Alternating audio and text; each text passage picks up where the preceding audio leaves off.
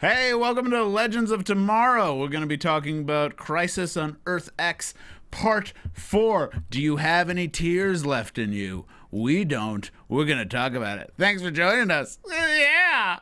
You're tuning into the destination for TV superfan discussion, AfterBuzz TV. And now, let the buzz begin. Yeah. Oh, this is the saddest day-o. This is the saddest day-o we could think of. This is in honor of Stein. I was sent a meme today by Michaela, who's in our live chat. Hi, Michaela. And it's Stein. It's like a promotional still of Victor Garber as Martin Stein on the Wave Rider, and somebody captioned it, "Daylight come and me don't go home." Oh, that's too soon. It hurt. No, it really hurt. Hashtag too soon. Okay, so we're gonna talk about we're talking about part 4 here, so we're gonna talk about probably the whole thing because we got a lot of feelings to work through. We have a guest joining us this evening. Chauncey, do you want to introduce yourself? Hi everyone, my name's Chauncey K. Robinson, and you usually can catch me on The Flash, but I'm here today for the Legends of Tomorrow, and on Twitter at Miss Chauncey KR. That's right, we got a crossover ourselves. Yes. So who? And our normal legend. Yes, guys, since I'm Lucretia Lyon, you can always find me at LACRETIALYON anywhere on the internet since there is only one. I am Lex Michael, and I keep being all over social media at the Lex Michael. And we've also got on the line, he's still here, he's still with us. Please welcome the silky, silky voice of Frank Moran. Oh, dear Lord. Ladies and gentlemen, it is a pleasure to be with you from this remote, secured location. Yeah. Uh-huh. Yeah. Follow me on Twitter and Instagram at Happy Go Jackie. Do it, guys. Why not? Yeah, why not? He's only audio, but that's all you really need of that beautiful voice.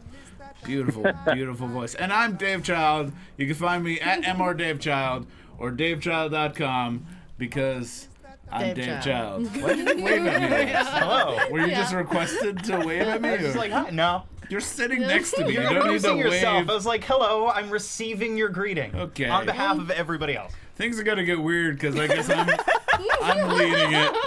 Because Frank, you could still, if we go off track here, you could still pipe in. You'll be my Gray and Firestorm. And right now. Siva Ram is like, Frank, shoot some beef.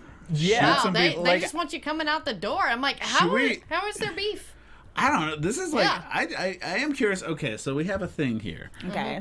Where anyone who's visiting our set for the first time, Frank has a lot of beef. He tends to have a lot of beef, so we tend to have him introduce real, yeah, so we can eat the beef. Okay. And there's nothing suggestive about that. Yeah. That's just how we talk about his complaints. Very professional. I dig it. probably I'm should have vegetarian, but I dig it. Okay, all right. Usually I'm the one eating the beef. So, Frank, do you have any beefs with this whole crossover right now? What do you think? Just a few kind of minor, tiny little beefs. Carpaccio. Tiny Beef cutlets. Yes. Little, Carpaccios. Razor thin. Like those cocktail wiener-sized beefs. So do we want to start? We do want to start with knocking out the beef. Yeah. I mean, I think I like to let's have fun here. So let's start knocking off the beef because we have a lot of good stuff to get to. And I also want to talk about kind of the more emotionally powerful moments from this whole crossover. So what are your small beefs? Well, my small beef, and it is wrapped up in one of probably the most emotional moments of the show, is what happens with our beloved Martin Stein. Mm-hmm. Yeah. But as they're sitting on a Wave Rider, and Martin is giving that little impassioned speech to Jax to give him the vial so that he can separate themselves. Right. And he just says, remember when you said I was like a father to you, and I said you were a son? Like, that just bugged me because it was just like, hey, it was just like maybe 10, 15 hours ago that you actually said that. Why? It's such a minor quibble. But I feel like it was such a little speed bump in a really He was just nice trying to scene. make a point. I'm sorry, when you're on your deathbed, you might get a little repetitive. He had been shot by a Nazi. Yeah, twice. Yeah. And he was also under heavy sedation. So you got to remember There's a that lot of too. pressure on him. Yeah. And two, No, it was so reminiscent of Guardians 2. How could that bother you at all? Like, I was crying. And I'm almost as bad as you, Frank, with the tears. They don't come out of me. Oh, right, because in Guardians 2, you have the and I that bawl moment. like a bitch in that movie, too. Well, I will say, like, Lucretia, you and I were texting about it after we both watched it, and you brought up the Guardians of the Galaxy Volume 2 thing, I think largely because of, obviously, plot-related elements, so losing a father figure character, emotion coming out of nowhere and just wrecking your soul, but also what reminded me of Guardians Volume 2 even before we got to that point in the plot, and then especially once we arrived there. James Gunn, in my opinion, is a master of tonal control. Oh, yes. It's insanely difficult to make a movie that is that funny and then hit the emotional landing so hard and effectively at the end. But Greg Berlanti and co. did that with this one. That's exactly my point. Definitely there. This was a James Gunn movie. So impressed by the tonal control and consistency across all 4 parts, as well as the story cohesion. Like last year, I like the Invasion crossover quite a bit, but we had to do some additional heavy lifting last year. I mean, for example, we had to introduce Supergirl to everybody, but then also right in the middle of our crossover, we had to do Arrow's 100th episode. And that's an episode I like a great deal, but it did feel a little bit like we had to divert pretty hard from our main story right in the middle of it. We didn't have to worry about any of that this year. Yeah, it felt like a movie this time. Everything Very was much intertwined, the plots, everything. Yeah, I mean, this was very reminiscent of how they used to do like Stephen King stories on TV, almost to me, with the different parts and you know, more like a whole movie, as we say. But how they introduced everything with the different, Star City with the logos, I was like, this was like the best thing. I ever. remember, I think, texting you after I watched the first part, and I was like, seriously though, like even just the different show fonts for the location titles made me really. I nerd out of it. Don't give me that look, Dave. That wasn't appreciated. It was like, you small-minded man. How dare you look at fonts? But it makes me happy. Like, it makes that, I liked it. It should be Comic Sans or nothing at all. But while we're talking about title treatments, Lucretia, I texted you this as well. I really, really like the Crisis on Earth X title that we get across all 4 episodes. Yeah. Did it occur to anybody else that it's exactly the Marvel Studios No, logo now? that came to me the first time I saw it. I was like, oh, they're doing Marvel. It's a stripped down version of the current. That's not a complaint. No, I'm it not looked knocking great. it. I love it. I love the way they blended the individual show themes together to create one piece for this event. But yeah, every time it popped up, I was like, hey, it's Marvel. that other logo. Yeah, I think so too. I kind of am not a big fan of it, to tell you the truth, because I kind of don't like, especially in the Marvel movies. It was fine for this. It was a nice crossover thing. I like seeing how it goes from the arrow to the lightning and all that jazz.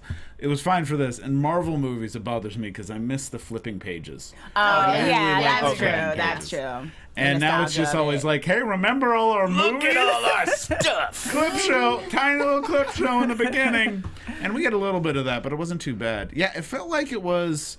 It also didn't feel like each individual episode... This didn't feel like a Legends episode. Right. Yeah. It felt like they made a point of, at this point in the story, there's going to be Legends coming in. The same way during the Arrow part of the story, more of that Arrow cast. What did they call them? Team Arrow. Team Arrow. Team Arrow? Yeah. So it's Team Arrow, Team Flash, the Legends. Cool. Then there's Legends. Team Supergirl. It's really, they don't really call it Team Supergirl. It's more like Team DEO. I don't Yeah. know. Yeah. But we did get a lot of them calling themselves Legends this whole crossover. Yeah. Oh, yeah. Why need an army when you got legends? And there That's was- what It's like still doesn't make sense, you guys. And there was a point where they didn't say it that it would have been funny if they did. Whenever the evil Ollie was talking about peons and heroes, I so wanted them to be like, "We're not heroes, we're legends," and they didn't do it. And I was like, "No, Missed opportunity. Let's not talk about heroes. We're misfits. We're legends. But yeah, to the points that we were all making right now, like the fact that, Dave, what you're saying, it doesn't feel specifically like a Legends episode. It feels like a part of a whole. And then I think it's even more impressive when you consider all 4 teams from all 4 of these shows had to collaborate on this massive, massive project, and the fact that it coheres as well as it does is insanely impressive to me. Right. One thing I want to talk about to kind of get it out of the way, because I think it's an interesting thing to talk about, is just the use of Nazis. The use of Nazis throughout which was this controversial. Yeah, and it seemed to be a little controversial. You brought up the idea that it's a lot like they're touching upon some Marvel things. What right now, because I read Marvel Unlimited on my little tablet, I'm 6 months behind on my comic books when it comes to Marvel comic books. So I'm right in the middle of Secret Empire. Okay. I'm right in the middle of Captain America is head of Hydra. Yeah, that, which was super which is controversial. like To say the least. People were People not had happy opinions. at all. Yeah. At all. Yeah, it makes you feel very uncomfortable. And I was surprised in this series how many moments I felt uncomfortable watching it. Not in a bad way necessarily. I'm still kind of parsing it out. But I feel like it's something that I didn't expect, because I didn't expect them to touch upon this.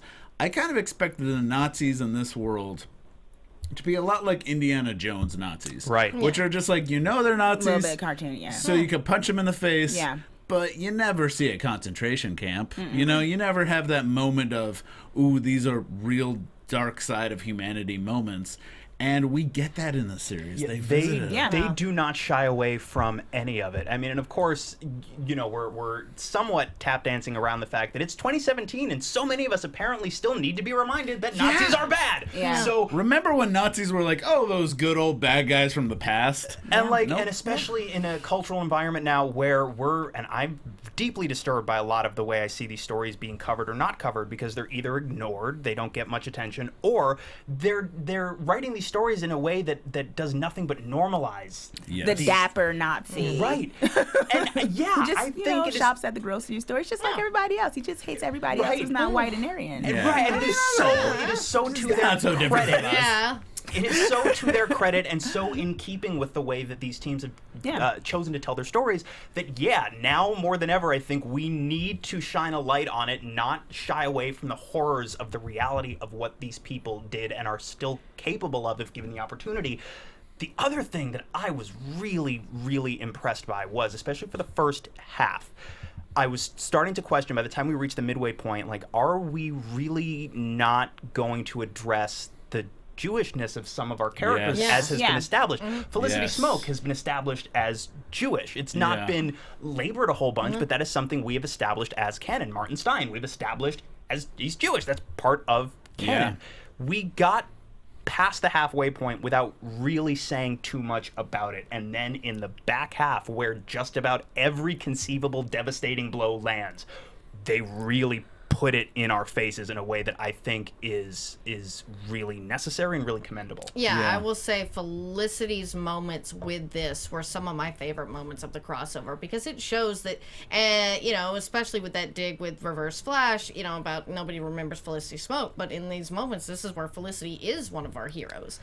And, it's so important to the story, here, especially for her. And, my grandparents didn't survive the Holocaust. That was just so powerful to see that. And on the flip side, the Lance and Sarah scene was so powerful, so uncomfortable, but so necessary. And, one of our greatest losses in this entire DC CW universe so far, of course, is Martin Stein.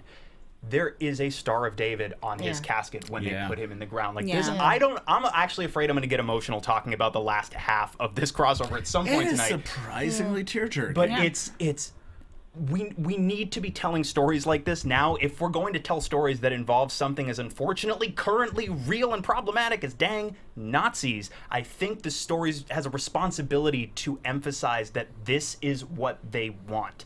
This is what they want to do, and this is what they will do if we do not stop them. You see the worst of them, and not just like, hey, they want to steal the Ark of the Covenant, isn't that fun? Yeah. Right. You actually see no, this is what they want to do with their world. Take a step back and think about it. We just lost one of our major players across this entire universe. Obviously a regular on Legends, but was a big part of the Flash family before that. Martin Stein didn't get to retire. That's what made this so shocking to me. They played it on Legends as if they were building towards letting him retire and go be with his family. Yeah. Not only was it devastating to lose Martin Stein, but the fact that one of our biggest losses in this universe thus far is a prominent Jewish character being murdered by a Nazi. And that's exactly what made this so much more powerful, is, that is real. And that's what's scary. And you also get, and also Frank. Yeah, I was about to be like, is Frank, you still here?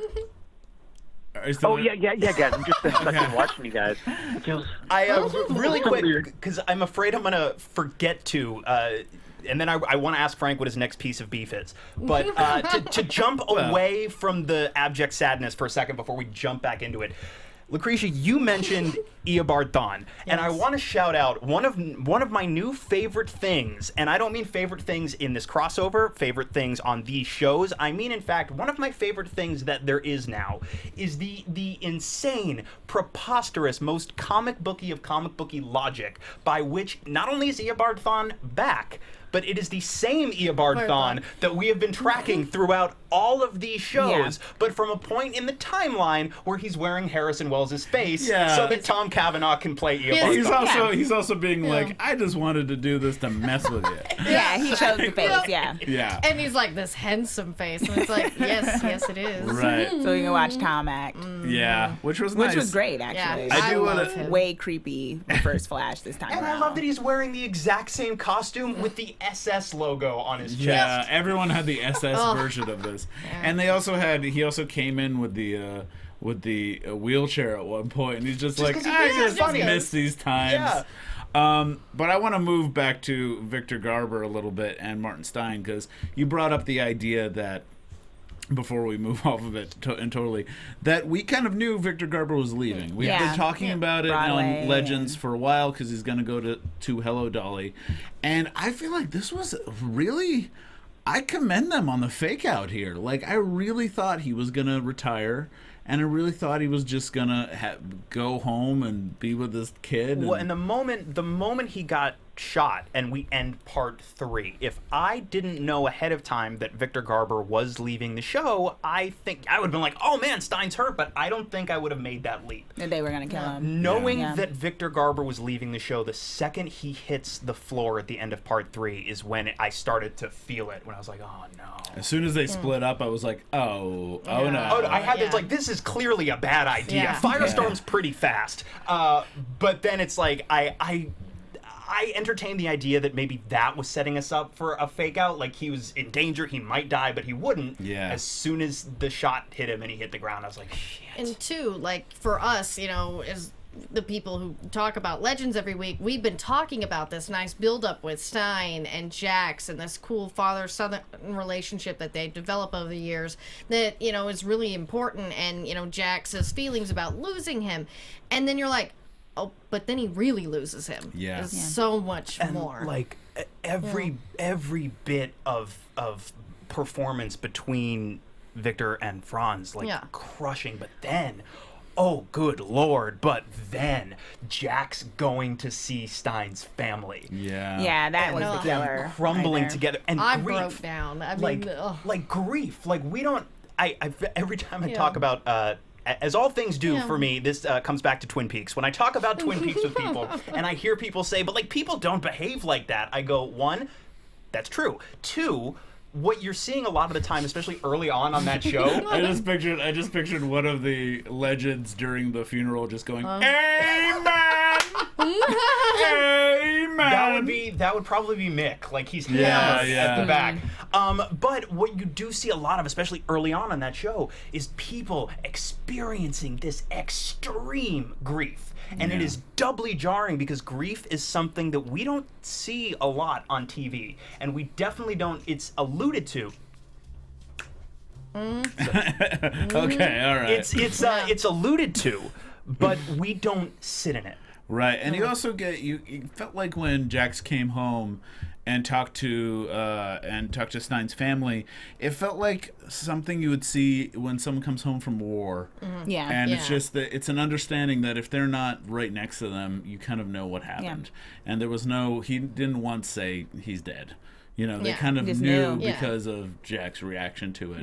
And that made it kind of a more powerful scene. And It the was fact nice. that they not that it's surprising that they would, but that they so embrace Jax and they acknowledge Yeah. fully that Jax is a member of the family. exactly. And then we get, and you could almost argue that it's a spin on the similar moment. But at the funeral, when Jax speaks and almost immediately breaks off and goes to them, Yeah. and just completely breaks. I was just like, I couldn't save him or anything. I was sitting in a puddle of my own tears at that point. This is stupid, but I kept thinking about, like, he's got to have some professor friends or college friends that were probably just there being like, wait, how did he die? Yeah. I thought he was just like, Sabbatical. it was like a heart attack or something. What do you think, Frank? How did you think, because you've been with us this entire kind of build up to Stein and the Firestorm stuff. Do you think this was a good payoff? Frank? It was a good payoff. It was a sad payoff, but Yeah. not, like you guys were saying, it was a really excellent fake out from the writing staff there. And yes, you had to say they seemed go, but I guess we're going to get little kind of blips and touches and nods to him throughout the rest of the season, like with a younger version. Yeah. Next episode. So We did see on Well, next some week's touches episode on right Stein. away. I almost feel like it's too soon, but I we're gonna see the younger Stein next episode. It's the fun with time travel. What I really liked was, Caitlin and Ray's, grief over Stein, because they both sort of had their own special relationship with him. And I thought both actors were amazing. Brandon and Danielle just really displayed what it felt like to be sort of, they were close with him, but, it's not like they had the same relationship he did with Jax. Right, and But, without yeah. getting too many big moments between them in these episodes, like these quiet, but just the quiet moment of Ray looking at the photo of him, it's Yeah. the old-timey photo of Yeah. him and Yeah. Stein with tears coming down his face. And I only watched this all the way through once, and I'm very sleep deprived lately, so maybe my brain is making stuff up. Was he sitting on his stairs? Was he sitting on the same steps where he goes and has heart-to-heart conversations with his don't know. teammates I sometimes? believe he did, and that's what I like too. This is Ray. He's always sort of the mother hen, and his always was concerned about Jax. Like, how is Jax? And I feel like this is sort of like a passing of the torch, in a way of him being Jax's mentor now, because he and Right. Stein were very similar in a lot of ways. Yeah, they were Yeah. the brains Yeah. of the team. So now the biggest brain is probably gone. So now all of the science is really gonna rely on Ray. But it's decent timing, I suppose, because based on a couple things we saw in this episode, his tech is doing new fun stuff Yeah. and doing it correctly and not breaking. Oh, let's talk about good Ray moments. Oh yeah. Yeah, there were a few. There were a couple of times, especially in the back Yeah, half, Frank. where like Oh. in between tears, Oh, that one of the beats, Yeah. am I? in between tears, there were Yeah. things that would literally get me to stand up out of my seat. A lot of them in the last piece of this. One of them didn't get me all the way up, but that got me like to the edge and halfway risen was Ray just Yeah. not Continue, with Dave. That's continue. filthy. He is This is a risen. family program. Okay. Of course, I was referring It's to okay. You Jesus Yeah. Christ. Go back yes. to your halfie that you Yeah. were See, I having. just went with So Jesus. I was halfway there, and what am I talking about? Oh, was Ray reaching out his hand and embiggening Oh, the embiggening. only the hand? That was which one of my- was awesome. That was one of my favorite visual moments, and just like the introduction of Ray, because I Yeah. love Ray and was a little disappointed he wasn't in most of it, but I got it because he really didn't fit until then. So that's why when he came as Eobod's putting the scalpel in, and it's like, oh, little Ray, that was amazing. They used him being small Yeah. and the right thing, and being Yeah. able to sneak in, because sometimes they don't do that in Legends, Yeah. and it's been a constant beef. Of all of ours, especially Frank's, I would say. But what did you think, Frank? Did you feel like they actually used the Ray in a good way these episodes? Yeah, this is the frustrating thing about Legends is that for this episode they say like, hey, you know what? Let's make Ray really cool. Yeah. And then I just know the rest of the season we're just going to go back to Don't Ray's be a kind of pessimist. a bumbling It's guy. And Frank. his tech doesn't always work. You're coming up with future beef here. How does that like? I feel like Hashtag even future if beef. the first show back they completely tank the character, Tiny Adam riding a T-sphere is gonna get me through Yeah, Joey any Johnston was mentioning number. that in the chat. Yeah. any number of wonky slight missteps, like I'll get past because I can now hold on to that image. Yeah, there's some great moments throughout this whole season of, or throughout this whole crossover, where you get to see them working together in such an interesting way, in ways that kind of are surprising, like the riding the T-sphere, or at one point Cisco creates a portal for Oliver on the balcony. Yeah, that was really I good. love that. Oh. That was really good. Killer Frost, Caitlin, With the do with the ice ice bridge up to the thing. Yeah. That was wonderful. I was like, whoa, where did that come from? Okay, Doing an girl. Iceman, yeah. And when she whipped out, and then Mick immediately is just like, now we're talking. And like, Well, they had their little team moments up. throughout this Yeah. whole crossover, which was nice. I like how love Mick was kind of like, ooh, I gotta do cold person Yeah. in my life. Also, like, not for nothing, just as somebody that's been tracking like these worlds and these stories and these characters since my childhood, the fact that we're multiple seasons into these shows and there's a crossover in which Heatwave attends the wedding of the Flash because they have some of the same friends. Yeah. Makes me really, really, Full circle. really happy. Well, and what Yeah. I loved about Heatwave in this, and like how he was with Caitlyn, and then when she became Killer Frost, it's like, and Caitlyn was with Ray, was interesting. It's like, let's have a little crossover date where Killer Frost dates Heatwave, and then Caitlyn dates Ray, and it just gets real awkward for the Legends. I think this would be a fun little episode. That would be kind of a Yeah. cool, like dating someone at the same time, sort of thing. That would She actually. kind of treats her as a different person, like, you Yeah. know. Speaking of crossover romance, we got to talk about. yeah. We got to Agent Canary? Yeah. Because I ship it. Oh, yeah. Oh yeah. Oh yeah. Yeah. That was pretty great. That was and awesome. I also like how immediately we knew where it was going. Like Yeah. immediately as soon as like, oh, I'm coming off there a it is. relationship. I'm having this, and we see Sarah just being like, oh yeah. Is that what we were talking about, or were we talking about another? Yes, we were. I just faded off for a second there. Halfway there. Yeah. Who wouldn't have Dave, banged Sarah? what if we talk about like the really cool addition was Leo Snart, man. Yeah, Leo Snart. So nice to see Oh. him back. It was Be nice still to see my him heart, back. Snart. And you were excited about seeing his glasses, and we got to see his like. His snazzy outfits. I loved it. Oh my god. Yeah, and that he was was great. fabulous. I love when he asked Barry, "Did you make that?" I think I was a bit. Yeah, it was good, Yeah. but it was also like, oh, he's gay, and I thought that was a bit on the nose to be like talking about fashion all of a sudden. Couldn't he just be the same Snart that we know, except good? And also True. gay. I mean, Yeah, it doesn't. If someone's gay, it doesn't mean they're necessarily into fashion. Well, That's you all I'm saw saying. his coat. I mean, obviously he knew how to dress himself, and Yes, he that's was true. contoned. I mean, you know, it did go with the outfit. I like the Captain Cold glasses just I because did. those are the ones from the comics. Even though he's basically a mole man in the comics. It's nice to see still a little bit of a side to that. And also, you were excited about meeting the Ray, Frank. What did you think of him? I liked it, but I feel like there was Here's the beef. it's bad to quibble about this because there's Aw. so many characters to address and so many main characters that we want to see taken care of. To add a new one in, it's cool, but also there's just a lot of questions and a lot of stuff that we really didn't get to address with them. So it was cool to see him realized, but I also felt like there was just a lot that was left unattended to. It felt a little bit to me like they were holding a lot of that stuff back for the animated show that Yeah, they're the doing with him, the CW CW show. It's Freedom Fighter, the Ray. My assumption, though, would be like we've been seeing with a lot of these characters, if the response to him is strong enough, if the response to his CW animated series is strong enough, I have to assume we're going to see the Ray pop up at some point on one of these shows again. And just for once, kind of like Constantine, guys, that's your one drink, and since it's the crossover, that's the one. But I do think, even given that, I think he entered the story in a very organic way. Yes. He did not feel shoehorned in to me at all. It's so much so that I didn't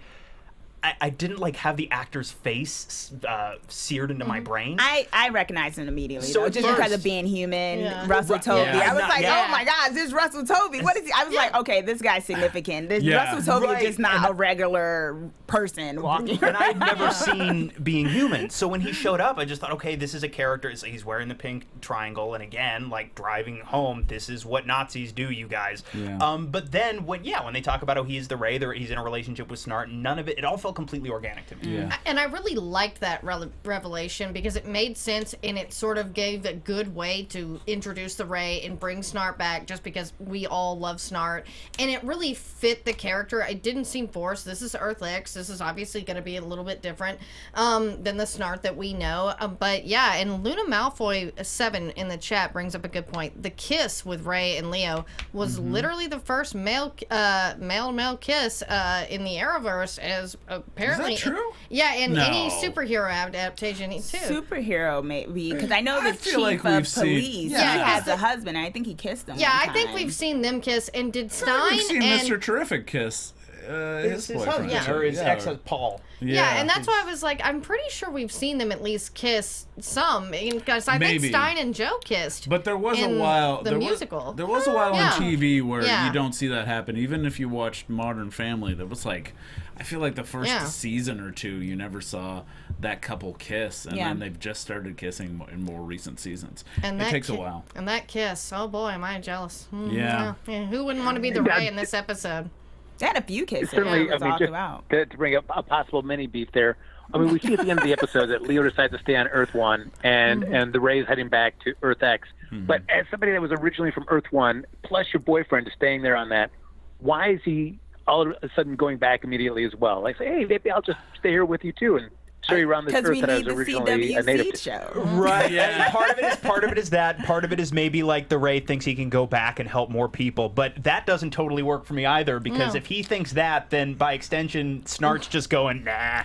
All he needed to do was, I need to go back because I need to save the people back in that planet. Like, I feel like that's the world that needs saving because there's still Nazis ruling that world. But if he says that, it makes literally every other character look like a big jerk for going, nah, we're good. We're going to stay here. Oh, yeah, that's true. We're going to have our double wedding. That's true.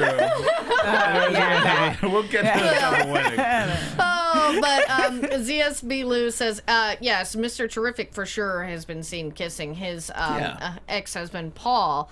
And I did love Mr. Terrific and the Ray having their little chemistry there. That was an adorable exchange. I like them making fun of each other's names because, one, it is funny that, because that hit me where it was like, wait, his name is Ray? With a "the" in front of him. And he is the Ray? Yeah. And also, we already have Ray Palmer, so I'm like, this is getting Yeah, a it's lot of really Ray good, yeah. confusions happening here. But also, Mr. Terrific is a very funny name. Yes. So he deserves to be made fun of, too. Yeah. So it was a nice little, like, arguing back and forth with a little bit of chemistry. So that was good. I also, if we're talking about logic beefs, there is a little bit. There's a little bit of a giant action sequence thing that I kind of wish all they needed to do was say some mumbo jumbo, and it would have been safer for me. But okay, because we got to talk about the evil Wave Rider, the Yes. Nazi Oh, Wave yeah. Rider. All When right. that showed up, I was like, oh. I did, you know what? I did have questions about that as I was watching it, and I completely forgot about the Nazi Wave Rider. Or I we just have a question about how this force field works. Right. 'Cause- Hold on, now I'm upset we didn't see Rip on the Nazi Rave Rider. That would have been a good Rip Hunter moment. or he's a Nazi. Yeah. I'm feel like kind he of would've glad pulled it Rip off. stayed out of this Yeah. episode because He would it have screwed was some stuff up. there's enough going on. Yeah. But I thought it was funny that they're like, oh, we're having missiles can't get through, and these energy blasts can't get through this this force field. All they needed to do was the only thing that can go through is organic matter. And then you could do the bridge coming up. And you also need you know what also won't work is to just, what is it called when he jumps, when he vibes? You also can't vibe into it for some reason because it's moving too fast or something like that. So all you need is like this is why we can't vibe. This is why missiles don't work, yet somehow an ice bridge and them jumping it through the window works. I just needed a little. There's a line. I just need a little bit of housekeeping. That was just like, how can we get there? We can't get through there, but we could just walk in. That's how I don't know. They needed. I'm not writing for it, but that's what they needed. And Nate Milton has now named this child size beef. Child size beef. Dave's beef. Mhm. Okay, And great. Silver Rim, you're my jam with the where is Sidney Palmer? Yes, when are we ever gonna get that silly character? Yeah. Frank, it sounds like you have a little beef. You have some beef? I have one of the logic beef too, and that was from the first episode where we at the wedding, and we're seeing what everybody's kind of speculating is Don Allen, one of the Tornado twins, possibly talking to I was Barry. really excited. Yes. Wait, She's all excited to be there for the wedding day, but The she's waitress. coming from The waitress future, girl she would with the know water. that this wedding does not go according to plan. Yeah. So it felt weird for her to be so excited. Like, I'm so excited to be here this day. Well, you know the wedding goes terribly at this moment. But maybe she so I don't know. remembers a version of the timeline Before where, the Nazis right, where came. Eobard Thawne Yeah. didn't team up with Nazis to crash the Exactly. wedding. Or maybe she's just excited to kind of see it kind of be badass, you know? Yeah. And she knows the story about this. And Yeah, she's either just she excited knew to see it was going to. Well, first of all, I was super excited to see her, but like either she knew it was all going to happen and they were missed still going to her. get married. I didn't yeah, see- it I was gotta so rewatch quick. It was that. so quick. Like she I came had to through. be reminded after the fact. Yeah. But no, it was exciting, but at the same time, like maybe she knew, and people are talking online about the fact that she told him to make sure he says I do, and then later on he didn't, so people think that might be a thing. We don't know. But it was kind of, it's like, why was she there? You know what? I bet it's like, it's funny how we didn't even say I do. But to be honest, I officiated a wedding once. Were you disintegrated? And the Nazis attacked.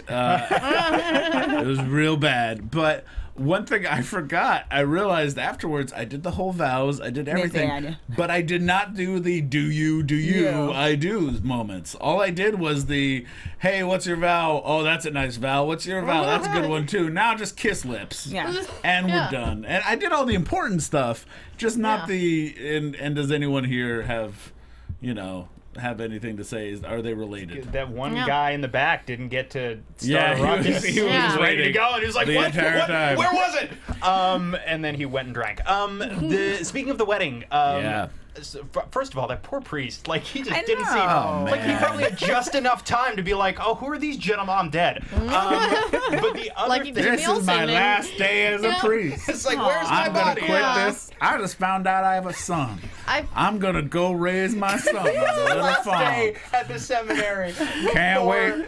Retirement. Can't that- you wait to do one more wedding before I go off and raise a family? I feel like that priest lived longer than Jimmy Olsen in the TV universe crossover, and then Batman v Superman. So He did. He might have gotten more lines. yeah, exactly. The other thing from the wedding, though, that I wanted to shout out was, so at first when they revealed that Barry asks Kara to sing "Running Home to You" from the Yes. musical last year, Yeah. the second that started, I rolled my eyes a little bit, and then by the time she got through that verse in the chorus, I was super classy. That musical makes me cry a whole bunch, you guys. Yeah, I know. I was just like, I love this moment. It actually, I was like, and then I was like, oh. I do like how they're like, It was beautiful. It didn't come out of Yeah. nowhere because, like, listen, Yeah. remember that time we were forced to sing and you turned out to have a beautiful, beautiful voice?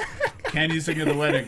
What I was amazed at was she wasn't nervous at all Yeah. about it. Well, she's I feel like- Supergirl. Pipes of steel. Yeah. But still, I would have been like, oh, okay. Especially too, he said it on the day, and she wasn't there when he sang that Yeah. to Iris, so she must have gotten did he write out the sheet music? Who taught him that song, Okay, by the way? Because Lex has a beat. I was like, Yeah, Lex well, has a that beat episode, for he once. came in and it was already on his phone too, and Yeah. there was a question of when did he record the back music to come Not sing it to important, her. right. We don't need to know those things. One thing I did like was they came up with a really good way to have some people be there in every single episode and some people not be there. Yeah. Except for maybe it's funny that Wally kind of drops off the map.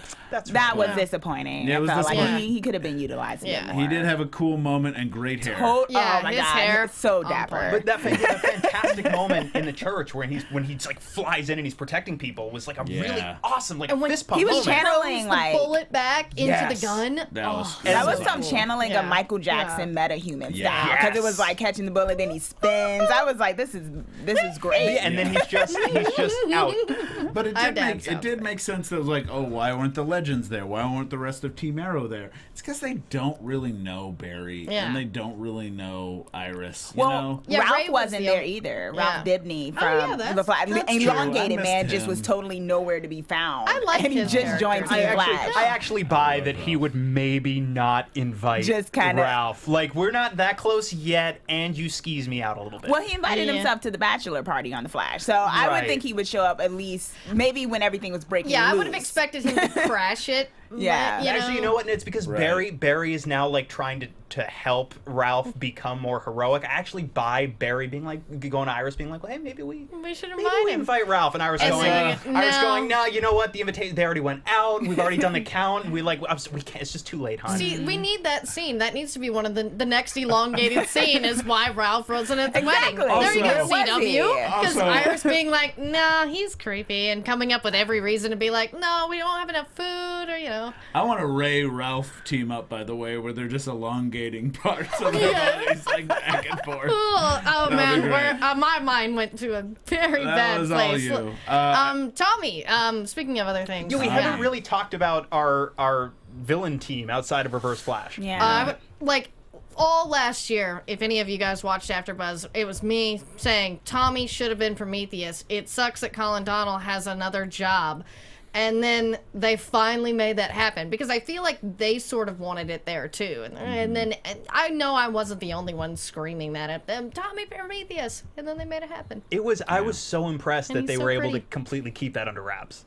Like, there was a lot that happened over these 4 episodes that really genuinely surprised me. And yeah, I've been making an effort to read less, like, a lot of the I news try stuff. to stay away from news. as But much as even I can. without actively avoiding it, I was really impressed at how often I was surprised. And yeah, the Tommy reveal being a big example. Yeah, everyone in here at AfterBuzz, when I was watching it, and it literally heard me stand up and go, oh my God. Right. Was that one that Yeah. got you out of your seat? I was like, oh my God, it is Tommy. Because But I then- was not expecting that at all. I figured he would never, ever get to come back on this show. I And figured instead- that too. But then they like flip it on you and it's like, Yeah. look, it's this character that you haven't seen really in years. There he is. He's back. Oh, he's dead. Prettier Yeah, than exactly. It was ever. very quick. That was fun, huh? Anyways, moving on. Great, he could come by for a day of filming. Yeah. Those moments with him and Oliver. But that scene was really good. Yeah. It's just then he cyanides himself Yeah. and he's... Yeah. I do want to talk about that, the double wedding, because we haven't really touched upon that, and I got the sense that they all married each other. That's what I got. I got a couple of beefs about that. Was they all married each other, and also Felicity. Yeah, what are you doing? So I had a Just little rude. bit of an Rude. issue Straight with up that rude. first. She Yeah. was so I mean, there were moments all throughout that crossover where they didn't RSVP and they were actually like the bridesmaids and the groomsmen. And how do you not RSVP to the wedding? Well, I got that was a couple months before. Yeah. I think Okay, that was like well. leading. That wasn't like the day before they sent the RSVP. I hope. I don't know. Yeah, because And then they got into argument at the rehearsal dinner.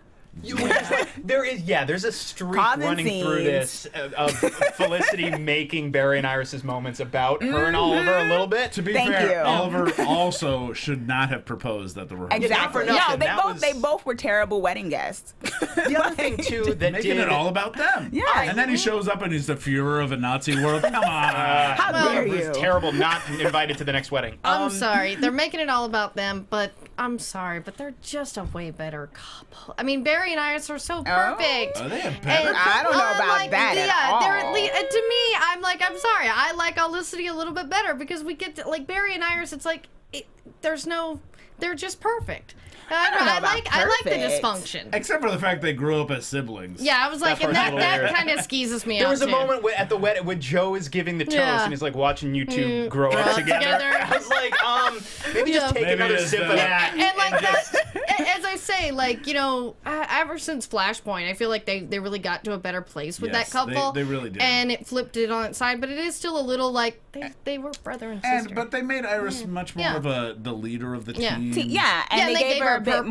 Yeah. more to do as opposed to like, you know, there was a whole thing with the journalism storyline and people felt like that fell off. So now she's like, we're the Flash together, and she's been able to really be intriguing into the team. And I Yeah. think, I mean, yeah, they're perfect, but there's layers to it, and I feel like they're also a legacy couple. You know, I mean, you know, not to throw shade at Felicity, but she didn't exist at one time before this show started, the Arrowverse. And, you know, they have this like history that's just there's so much to explore with them. So Yeah. they were I mean, they had the poster and everything. They are the gold standard. Well, yeah, So- I mean, and that was sort of the whole thing for this Little to be biased, centered around. but- Yeah, I mean, that's the thing. Is like it was centered around their wedding, but it was kind of funny. Well, and a lot of it is like I feel there's always that little competition between Barry and Oliver. But I do love Felicity and Iris together. And that's the thing. Oh, they have I some want girl more moments. friend moments with them. Them like doing the Die Hard thing while Yeah. everybody else is fighting Nazis on a different was great. planet. Yeah, they're Yeah. going through these really big vents, by the way. Yeah, those These vents really were. big vents. Star Labs has horrible security and huge vents. Yeah. That's their. So that's what you know about Star Labs. That's but like basically watching it. the two of them drop in and get in a few blows on Nazis and like disarming them and then like tapping the guns together Yeah. was awesome. The double wedding, like by the end of it, I was like, this is very charming. I'm really glad that we got Diggle in this thing Yeah. somehow. Yeah. I'm glad that he threw up because who doesn't love to see Diggle. Diggle That also vomit after means- being Yes. super speeded? It was also a double Yeah. wedding in front of a pile of vomit. I couldn't get over that the entire time. Immediately after a funeral. There was one. And his like pajama. Dick was like basically in pajamas too. Right. Like, you know. there was one other thing that did bug me about it a little bit beyond obviously the stepping on their moment of it all was that they had this Oliver and Felicity had this moment when they finally are back together and they're reconciling and they basically say to each other, it's like, look, I love you. We don't need to get married. We don't need a piece of paper. We don't need all the legal stuff. I just want to be with you, whatever that means. And I really liked that because we on all of these shows explore so many different types of romances, so many different types of love, and it gets a little redundant to me where every romantic relationship in To the fiction, wedding. it seems, that's the inevitable endpoint. I did like the idea that we could be completely committed to each other, that we can have that loving, warm, familial partner relationship without all of the documentation. Yeah. And then in the last scene of this crossover, we went, no, never mind, wedding. Yeah. Well, I think the thing is it was sort of a moment of like, this is it for Oliver and Felicity, at least for now. I mean, you know, and this was sort of cementing both of your, you know, anchor couples, you know, bringing stability. And I get why they did it. And two, like, I feel like the West Allen wedding already happened. That was just the formality at the end. And it was kind of cool to have, It's a like, good- Dig be the one. And that was sort of the thing, is I felt like that wrapped this up and that they're sort of like the anchor people. It was a good wrap up, but Yeah. I also feel like could have wrapped up with just the Iris Allen wedding. Yeah. And they, I agree with you. You know, Yeah. it didn't have to be like, and also us. I guess they felt like they really needed that pin in that storyline of their relationship. Yeah, because I feel like the whole time it was paralleling both of them anyway, and you know, just sort of the differences about their relationships and how they sort of anchor these shows. Yeah. Because everybody came together for the West Allen wedding, but I mean, Oliver usually is like leading the team, and you know, you see the Felicity. I mean, they have their own value, I think. Yeah. Yeah, it was good. And we also end with Wentworth Miller staying on this earth. Yeah. So does that mean he's going to be on Legends? I next believe week? he is. Yeah. I wonder for how long, though, given what he's been saying, though, Yeah. that How he's he's leaving exiting. the, He's the leaving. DCTV, like, forever. Right. So it's like, when he said he was going to stay, I was like, well, how's that going to Although work? didn't Like, I think Barrowman said something very similar, and then a little bit more recent, this was a while ago still, but a little bit more recently, the conversation sounded like, well, maybe he could come back at some point. Yeah. Yeah, I mean, I would like it if he just kind of goes back to his Earth, and that's where he ends. I hope he doesn't die again. Yeah. Frank, what do you think about any of this? The double wedding or Wentworth Miller staying? Mithers. No, well, I figure like with the double wedding, as kind of clunky as it was, I guess you needed a big event that also was Arrow focused as well too. I mean, you've got the wedding Right. for Barry and Iris, you got Martin Stein's death, and so I guess you needed something for Arrow. Supergirl, I guess is kind of. I mean, I guess she fights her evil doppelganger and it blows up, so you get to watch her die. So I guess maybe that's her big nod. It was her learning about her own mortality is sort of what I saw with Kara, is her kind of going back to being human, because that's been her arc this whole season, is wanting to just be Supergirl, not be human. Right. Yeah. And also, Yeah. being Supergirl, we Yeah. see what being Supergirl means, is being like Ubermensch, like Yeah. Supergirl. Well, and I love that the character is called Overgirl. yeah. Yeah. Obviously, it's a deeper. Frank. Yeah. Frank, real quick, tell the kids who Overman is. Or Well, don't. from, That's fine. Superman Red Sun. Yeah. Superman Red Sun. And we also get a nice little nod to Crisis on Infinite Earth when Buns of Steel catches That's right. That Supergirl. cover with with Clark carrying her. Clark carrying a dead you Supergirl. And that's kind of a Well, nice we also nod get to a that. nice nod for at the first episode where Stein and Jax are talking to Harrison for Wells and Cisco. And Cisco brings up that he put their formula through a Conway device, named after Jerry Conway, the creator of Firestorm. So that was kind of nice nod. And then at the second episode, they're at the Dayton Laboratories, named after Steve Dayton from the Doom Patrol. Great. So that was cool, nod. And then the last episode from Superman 2, where Supergirl gives a line to a general, "Would you care to step outside?" That was one of the ones that got me literally out of my seat, and I threw my arms over my head. That made me very happy. That was nicely done. When Dr. Wells is like, "We need you to take her up, and away." That was a bit of an eye roll for me. It was, but it was such a good eye roller. It wasn't as bad as this guy's a Terminator. Man, do I love a pop culture reference. I was that was that one I was a little like, okay, a little late on thick. I love my Cisco and Wells Rick and Morty moments, but like there were a few. We are running out of time, but we're going to have to wrap this up soon. But there was another thing I was going to mention. I real quick also wanted to shout out this really lovely little scene between Snart and Rory. I love that when scene. That Rory was so cute. I like that he calls him a gangbanger. Yes. But he's like, I think you mean doppelganger. I love the moment where and Rory's drunk. He's now seeing the face of his friend, and he was like, the ghost is back. So I love how he starts hitting his head. Yeah. He doesn't even know at first. He's wasted. He's been hallucinating Snart in the past. He doesn't know if this is his friend or what's going on. Snart tells him, no, I'm real, and they talk. And he tells Mick how the heat wave from Earth X died. And Rory's reaction after Snart tells him that he died saving police officers. He puts down his beer. And he says, I feel like I'm going to be sick. Which, you could on the surface chalk it up to, he's probably had a lot to drink. I read it as this moment of Mick, he's been going through this quiet but pretty big, profound arc since we first met him on The Flash. Yeah, and is he a hero? And this moment, especially when you're drunk, you're sad, you're confused because you see your dead friend talking to you. This moment where he drops that on you, and you're faced with the reality of all that you could possibly be if you keep moving in the direction that you're going, and the profundity of that, and watching the way that Dominic Purcell played that moment with just the 2 words and his facial expressions, I like that a lot. Yeah, and there's also the good moment in the previous episode where he sees Killer Frost there and says "Oh, didn't I kidnap you?" It's funny. So I think we're gonna wrap that up there. Join us next week where we talk about the mid-season finale. Mid-season finale, Winter whatever break. that means. Mid-season finale means we're gonna go into Episode 9 is what it means. Wow. Episode 9. That's gonna be fun. Introduce you guys again. Say goodbye. Where are you from? Where can they find you? Well, you can find me on The Flash, and this is Chauncey K. Robinson again, and you can find me at Miss Chauncey KR on Twitter. And I'm Lucretia Lyon, guys. You can always find me at LACRETIALYON anywhere on the internet, since there is only one. And me and Chauncey also host a show called Horror TV Weekly. We're on Sunday nights at this time. We're at 10 p.m. So check us out there every Sunday, guys. And 2, episode 9, you didn't even mention who's going to be in that one? I say it again, drink 2, Constantine. Nice. I am Lex Michael. I am all over social media at the Lex Michael. I'm also sometimes on Mondays. I'm at Supergirl. My work schedule has been really crazy. I'm going to try to be there a little bit more often when we come back from the break. I also do a show with Tari J. Miller. It's called Missing Out. Now, we grew up very differently, had different cultural backgrounds, different upbringings. We found different pieces of media at different times. We think that some of the things that we've seen, heard, and read, the other one is missing out on. So we share media, we share art, we share stories, we share cultural experiences with each other and with you guys. We had last month, we were doing horror movies. We had Dave Child on to talk about Wes Craven's New Nightmare. We had Lucretia Lyon on to talk about Jason Lives. This week, we are recording an episode that will drop this upcoming Tuesday about the entire DC TV CW universe.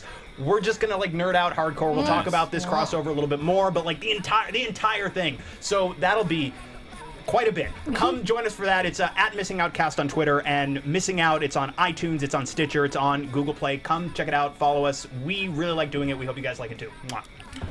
Frank, our Gideon, anything to say? Oh, well, Mr. Child. Yes, you can follow me on Twitter and Instagram at HappyGoJackie. Speed off, everybody. And you can find me at mrdavechild or davechild.com. Watch my short press start on davechild.com. Thanks, everyone. Let's go next week. From executive producers Maria Menounos, Kevin Undergaro, Phil Svitek, and the entire AfterBuzz TV staff, we would like to thank you for listening to the AfterBuzz TV network.